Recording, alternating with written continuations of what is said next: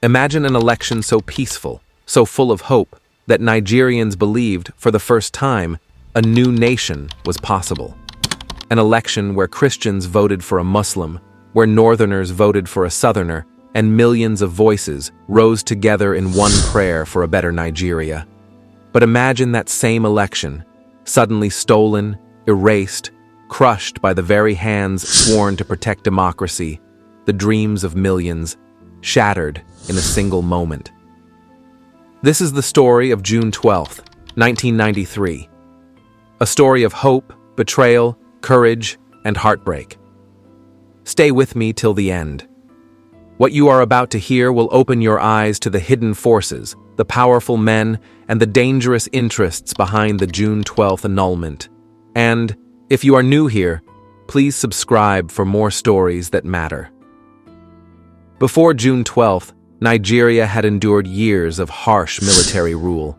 Soldiers had taken over the government repeatedly, replacing elected leaders with generals in uniform. People lived in fear. Newspapers were censored. Protests were crushed. Speaking against the government could mean jail, exile, or worse. Ordinary Nigerians felt powerless. Many families struggled just to survive. Jobs were scarce, prices were high, and hope seemed almost impossible. Then, in 1985, General Ibrahim Badamasi Babangida, known as IBB, came to power. He promised Nigerians a return to democracy. He promised that the people would one day choose their leaders freely. For years, he created political structures, canceled elections, and delayed the process. But the dream of democracy kept flickering in people's hearts.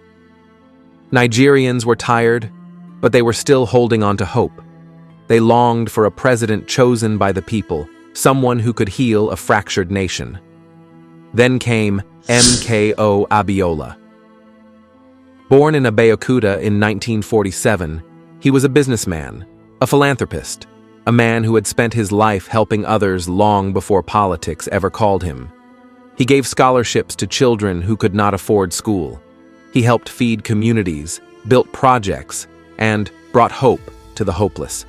When he entered politics under the Social Democratic Party, Nigerians saw more than a candidate. They saw a dream in human form.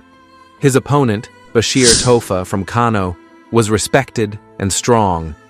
But the love for Abiola crossed tribes, regions, and religions. For the first time, Nigeria felt united. On June 12, 1993, Nigerians went to the polls in the millions.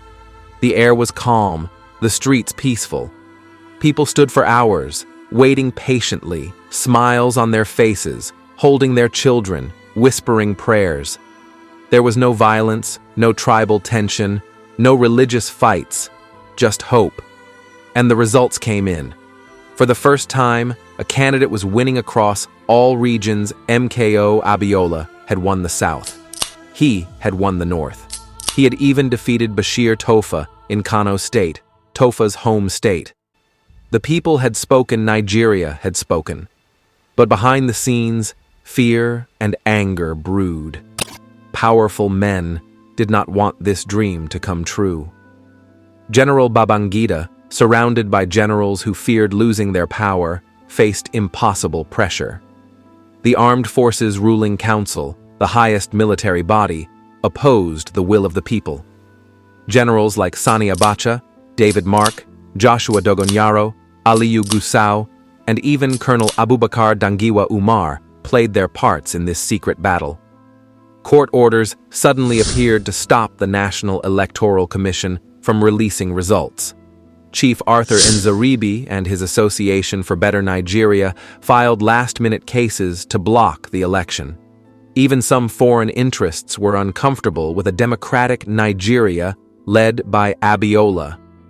All these forces came together, and the people's voice was ignored. On June 23, 1993, the government announced the unthinkable. The June 12th election was canceled. The dreams of millions were thrown away. Protesters filled the streets. Tears ran down faces. Mothers cried. Children asked why their votes did not matter. The whole nation was in shock, heartbroken, betrayed. The pressure on Babangida grew. The economy was collapsing. Streets were unsafe.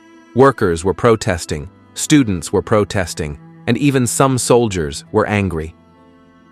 On August 26, 1993, IBB announced that he was stepping aside and handed power to an interim leader, Chief Ernest Shonekan, a weak technocrat who could not control the forces against the people. Then, on November 17, 1993, General Sani Abacha seized power in a bloodless coup. He dissolved the interim government and took full control.